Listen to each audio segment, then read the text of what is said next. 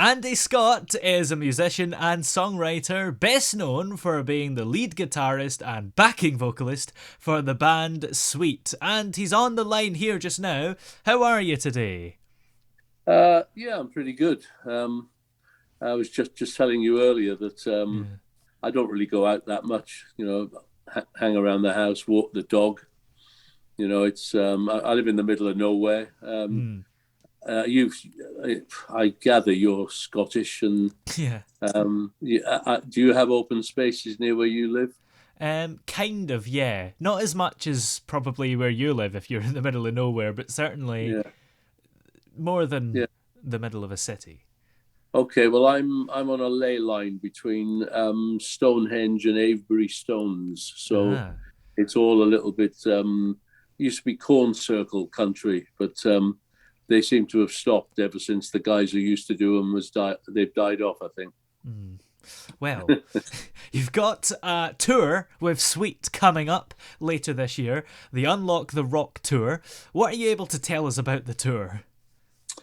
um, we've been building this over the last, I would probably say 6 or 7, maybe even 8 years. Mm. We always in December, because by the time you get to that point in the year, December and January are not, should we say, places, or there's nowhere to go. So, Yeah. so you might as well think about doing things that you want to do, and you might as well stay Mm. close to home. So we started off doing like 3 or 4 shows in the UK, doing a mixture of clubs and theatres just about 8 years ago, and it's built to we do 16 shows now, Wow. every December, and last year was, when you consider 2021, that it was an odd year, that we kept hearing that people's tours kept being cancelled because people within the crew or within the band or one of them went down with COVID, and we thought, how can we make sure that this doesn't happen to us? Yeah. And we were very, very rigid. We kept ourselves to ourselves. We had anything that we wanted was kind of brought in, rather than us going out to look for stuff. We were staying in the kind of hotels that you arrive at night and get up and leave before breakfast Yeah. and pick up something on the road. And we just had to be that rigid, that nobody interfered with our kind of bubble, and Mm. it worked. We did all 16 shows, and they were fantastic. I wasn't expecting that many people to show. I think we ended up with something like 75% business, which, Wow. when you consider that we're in the middle of a pandemic and people weren't really going out, that's, to have 75% capacities is, well, uh, as our agent and promoter said, it's unheard of. Yeah. So he was immediately on the phone in January and booked the next tour, the Unlock the Rock tour. Yeah. And are you going to be planning to maybe be as careful in terms of COVID for this tour, doing the same thing with the hotel or not? I think so. I Mm. think that it's, at the moment, I'm not convinced that we are through this completely. Yeah. There's always a sting in the tail with these things. I do think that the science and the scientists know, how these things react, and I Yeah. think that a virus, um, if it's too strong and it kills off hosts, it's got nowhere to go. So Mm. it's bound to dissipate as it goes through, society. So you end up with a version of it that will always be there, like a common cold. The common Yeah. cold's only been around for like 200 years, Mm. and the flu has only been around for just over 100 years, probably. Yeah. And we live with them, and people still die from it. So we've got to get it to that point, and as long as we are in a position to have these booster jabs every year, I think I think we should be fine.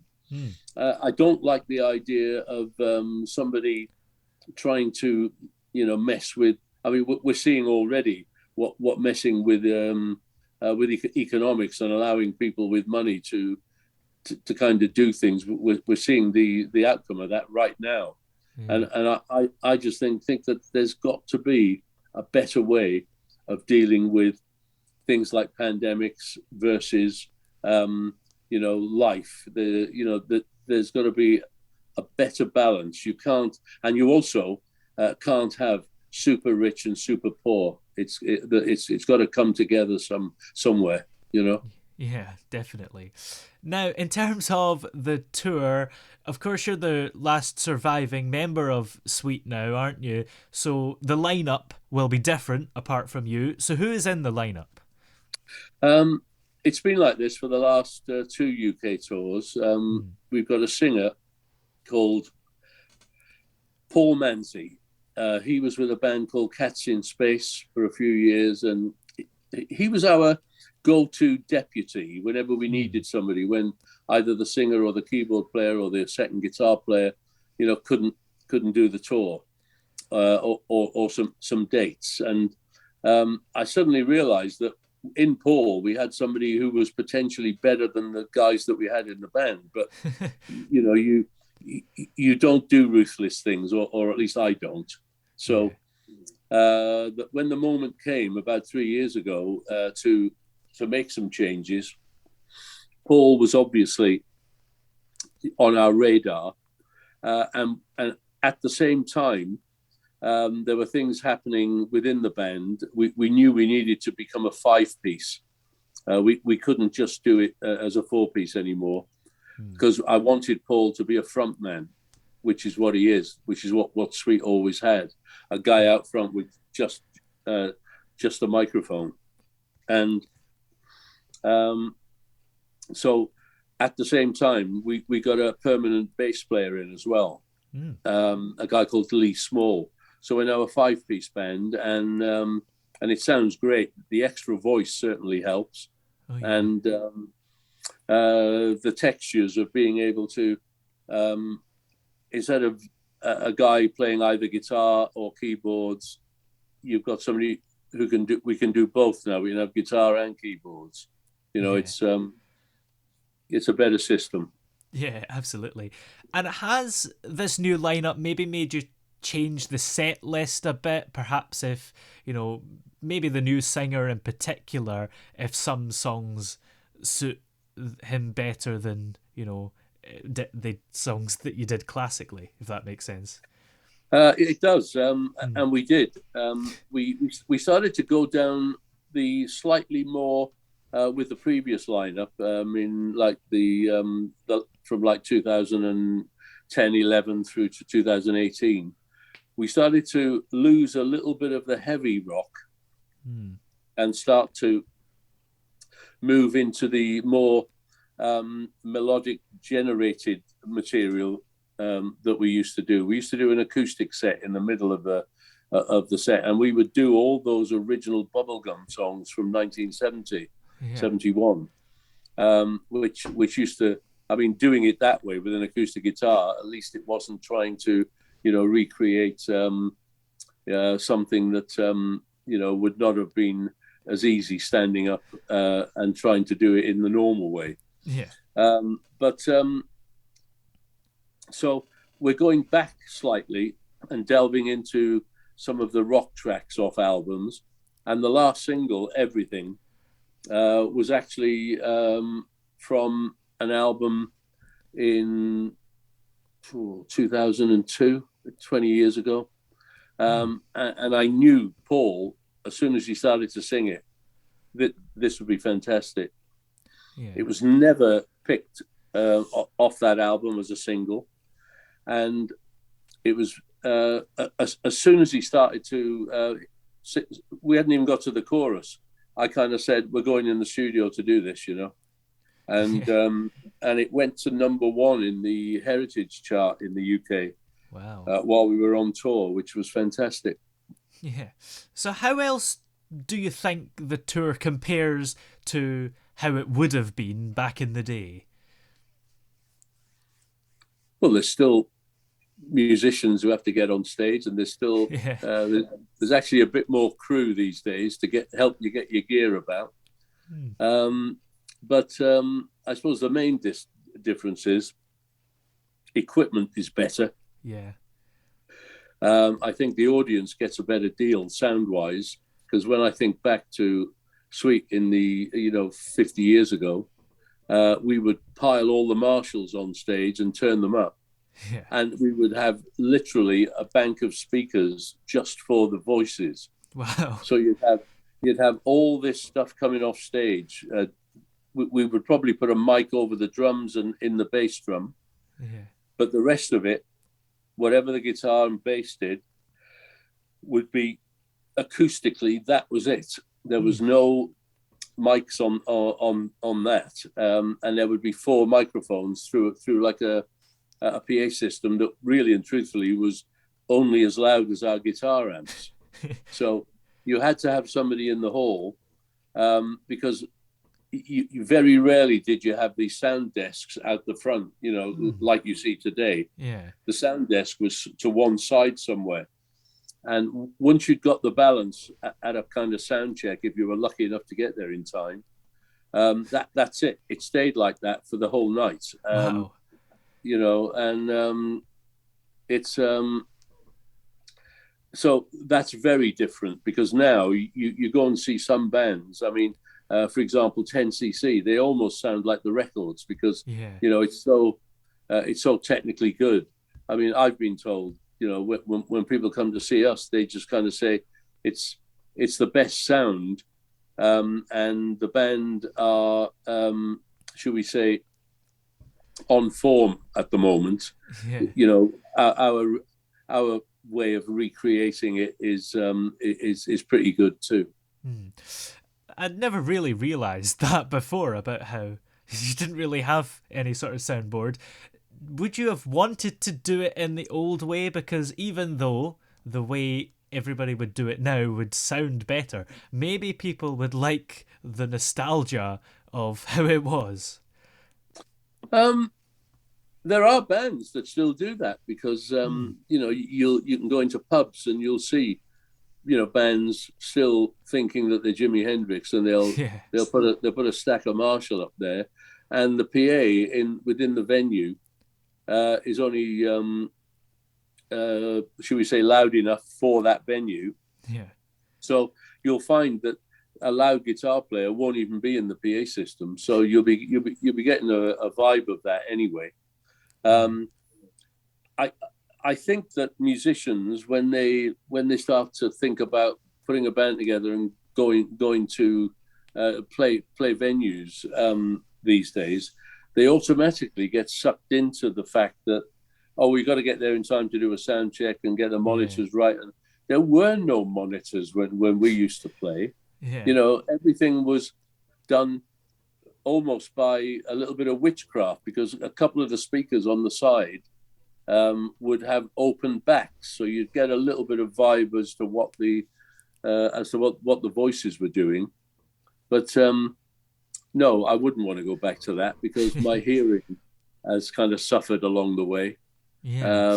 I think any person in a rock band, I mean, I'm luckier than a lot of people. I mean, you think of and you hear about people like Pete Townsend from The Who, about how there was tinnitus and lots of stuff like that. And I know that there are a lot of players that I know who go on stage with those little dB defenders just inside the ear to take the initial onslaught down. I mean, I'm still okay. I'm still producing. I'm still working in studios. But an engineer is helpful, because I know there are frequencies that I don't hear. And one of them is the tambourine and the shaker, those little nuances. I keep saying to my engineer, "You've got the tambourine in the mix, haven't you?" And he said, "Oh, yes." And I said, "Okay." Because I said, I can't really hear it, Wow. Yeah. So in terms of the pandemic, again, how hard has it been to prepare a tour in these times? Because you mentioned you're isolating at the moment, so I guess at the moment you can't practice, but has it been hard overall? Um, we still get to rehearse. When I say I'm Hmm. isolating, I'm making sure that I don't go to the pub. And I'm making Ah, sure that I don't go to a supermarket or go. I still go to if I need to. I still go to see my doctor, or yeah, I'll still go to play like maybe have a hair trim or something. And this is yeah. my real hair, by the way. Wow, it's Ev- ev- impressive. Everybody thinks that I borrowed it from Lady Gaga, uh, but it's isolation from the point of view of not wanting to be in big crowds. And I mean, I'm a Yeah. football fan. I'm a Wrexham supporter, and Mm. I've not been back to my hometown for nearly 2 years. And I keep wanting to go back and sit in the crowd and stuff, but I just can't bring myself to do it at the moment. Yeah. Once I've got this procedure out of the way, like I explained to you, Mm. I think things will improve, and the tour at the end of the year, as we say, we just don't know at the moment. I would still Yeah. prefer to wear a mask going in and out of places right now, but Yeah. by November, December, things may have changed. Yeah, definitely. So, for people that maybe, I guess, younger generations who haven't heard Sweet before, what albums and songs would you recommend to them in particular? It depends. If you Mm. want a hard rock album, then go back to the things in the earlier part of the 70s, like Sweet Fanny Adams or Desolation Boulevard or Yeah. Give Us a Wink.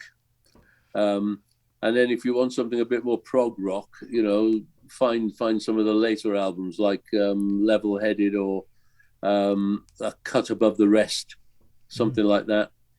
But if you just want a mix, that there are some box sets and double albums and four-sided vinyl albums that have been released.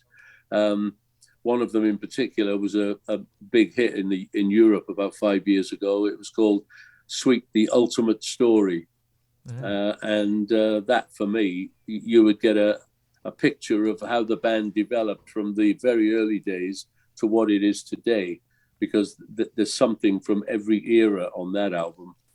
Yeah, absolutely. Do you think that the sound of Sweet has evolved over the years? Yeah, because I, I've always said it's like an egg. Once you've Mm. fried it, you can't unfry it and put it back in the shell. Yeah. And it's like that when you're developing as a musician. Mm. We were a little you're a little naive when you first start. You're forever trying to think, oh, would that note work with that? And then you realize that somehow discordant things do work, because Mm. classical composers do it all the time.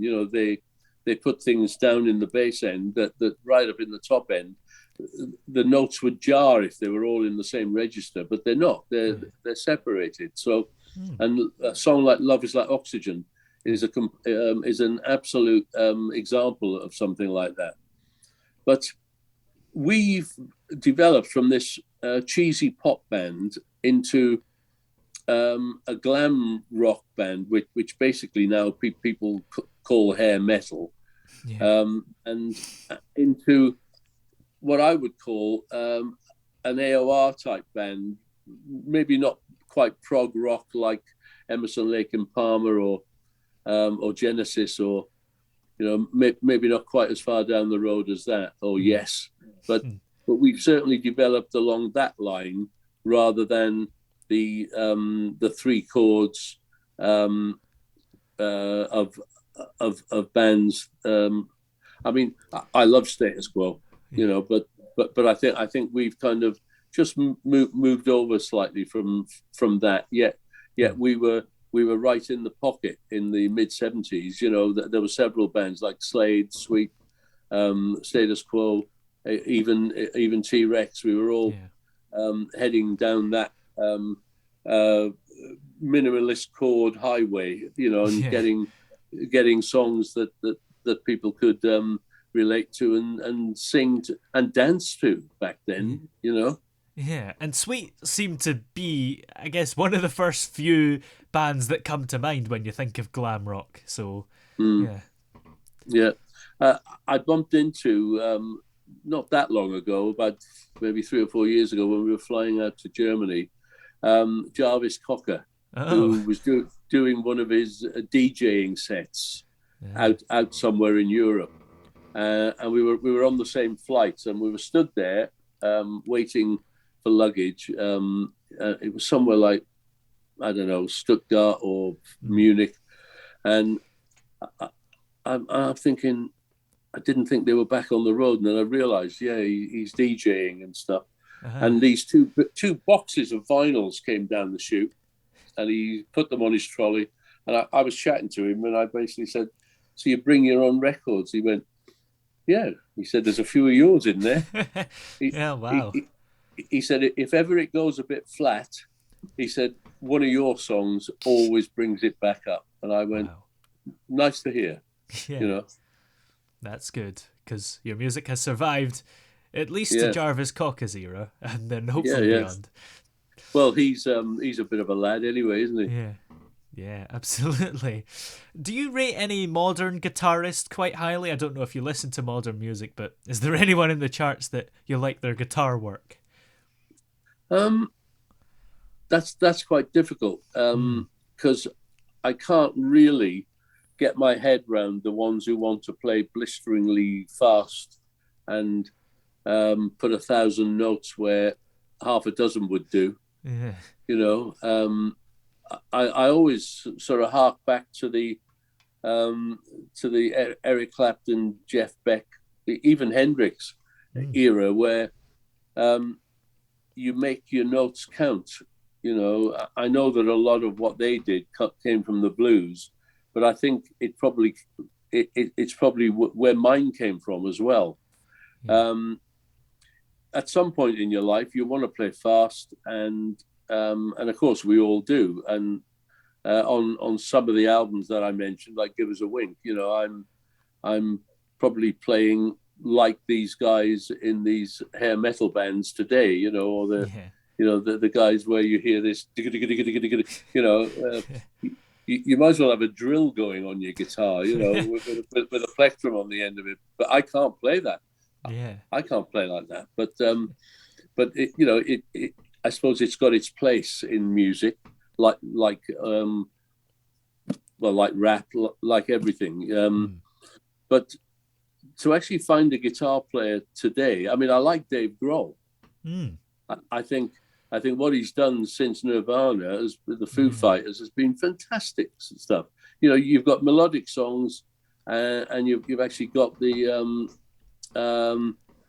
sound of a band, um, you know, raging. You know, Yeah. and and I like that. I mean, the Red Hot Chili Peppers, you know, Yeah. but it's the bass player who's the star in that, isn't it? You know, that guy Flea, you know, Yeah. he's quite something. So no, it's difficult. I don't really have much in my iTunes or record collection. I wouldn't say that I go out and buy much stuff anymore. And if I just want to listen to stuff, I sometimes will just put the Beatles on, you know, Yeah. or the Beach Boys, you know. Mm, yeah, that's maybe the best thing to do.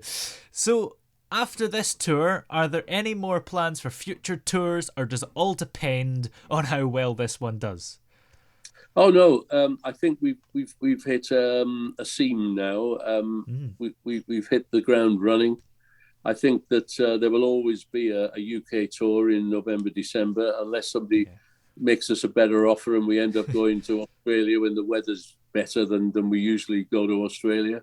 yeah, Um, but no, why would we change things? mm, And the way the world is, traveling is not the glamorous lifestyle that everybody thinks it is. yeah, You know, when you pass through um, uh, airports and see people stood there with guns, it's not for me the the experience that it used to be. Let's put it that way. Yeah. It's all very well sitting in a lounge and having a glass of something and then turning left on a plane. But at some point, you've still got to negotiate all the other crap, So, Yeah.